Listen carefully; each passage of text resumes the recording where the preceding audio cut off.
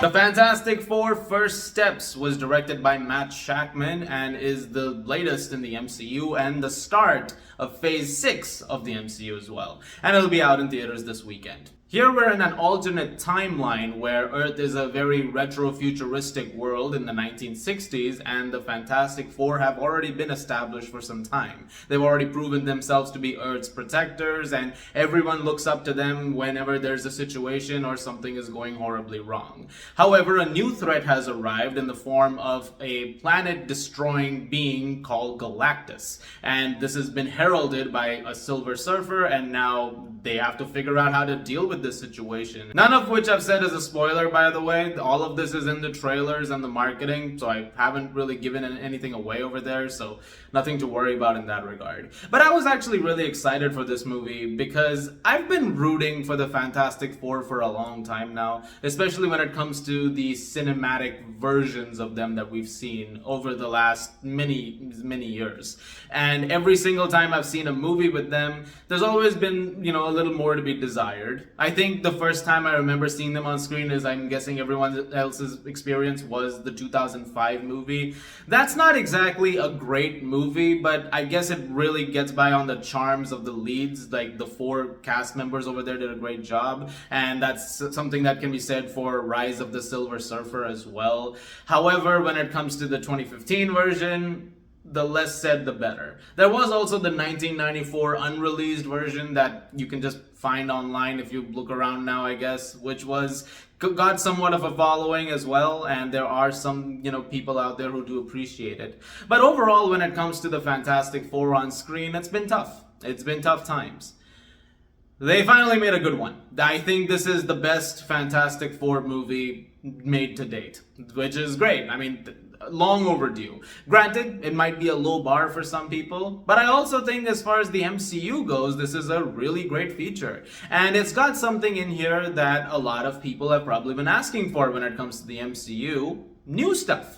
There is a lot of visual creativity and ingenuity over here when it comes to how things are shown. And because this is a new, timeline that we're looking into, and we're being introduced to this entirely new dimension over here when it comes to how this world operates, the world building that's done by Matt Shakman and team over here is really, really cool. There's a lot of very fun details and character interactions that you get out of this, and there is this really, awesome sense of the futurism behind the retro, framework that is being presented. And this is something that also helps because Matt Shakman did WandaVision. And if you've watched WandaVision, there's a lot of that going on over there too. And so there's a lot of that present over here with also the practical effects and the sets that are used. There's a very old-fashioned sense to a lot of it and how so much of it is shown. And the adherence to that detail is astounding. There's also a really phenomenal score over here from Michael Giacchino that really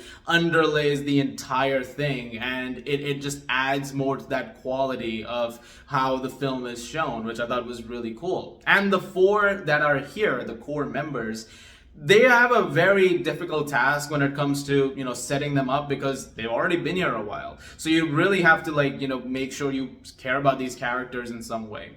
And you do. Immediately, when you're introduced to them, you see that camaraderie there between Reed Richards, Sue Storm, Johnny Storm, and Ben Grimm. And immediately, they are characters that you are getting behind and you're having a lot of laughs with, and you can feel that love between all of them. And I think everyone did a great job. Pedro Pascal as Reed Richards, I thought he was great. There's a lot of fun moments to him, and there is this seriousness to him as a very calculating scientist trying to make sure that he can make the best outcomes, come to fruition, even though it feels like sometimes time is working against him and it may not always work out the way that he wants to. But seeing him juggle all that along with the rest of the team members, particularly Sue, I thought they did a really great job with that. And speaking of Sue Storm, I thought Vanessa Kirby was excellent in here. I think she was a fantastic Sue Storm, no pun intended. And there are so many moments where she's really the glue holding the team together, because things get tense in this movie, and things become a lot more serious as it goes on, and how she is able to like keep it all together while also, you know, wanting to do everything that she can to protect the world. I think she nailed that, and I thought she was great in this. I also really loved what Joseph Quinn brought to Johnny Storm. There's a very fun, you know, performance over here, which makes sense for Johnny's character. You want to see him, you know, do the most, you know, fun, whimsical things, while also just, you know, having this, you know, efficiency to him. Like when the going gets tough, he will show up. And the same thing applies to Ben Grimm too. The two of them are great over here. Eben Moss-Bachrach did a great job as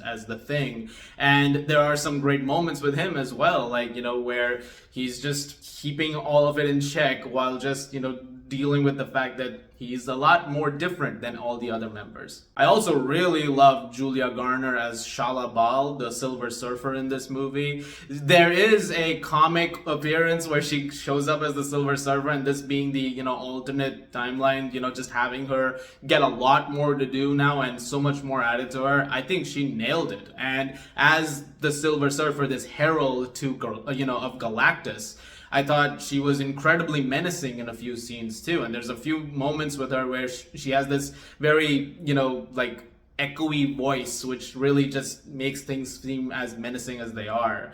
And going off of that aspect of the voice, Ralph Ineson as Galactus is terrifying. And how they finally represented Galactus properly, not like a cloud, then this one actually seeing him as a proper being who's just, you know, walking through everything with everything feeling like an ant in his path.